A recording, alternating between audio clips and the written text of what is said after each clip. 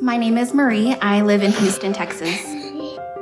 When I cook with my kids, it's very fulfilling, and I can see the excitement coming from him. The WIC at Home Self-Paced class gives me an opportunity to learn a little bit more about how to help my kids eat better. Taking him to the grocery store with me, having him check out the colors and tell me what color that is.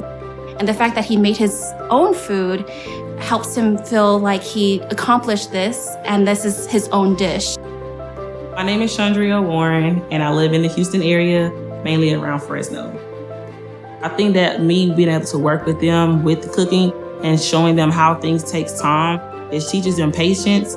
It teaches them how to do it themselves in a sense. My oldest, he's 6, and just yesterday he was like, "Hey, mommy, can you teach me how to cook this?" I say, "Definitely.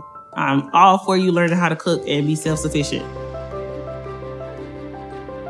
My name is Sonia Huerta, and I live in Houston, Texas.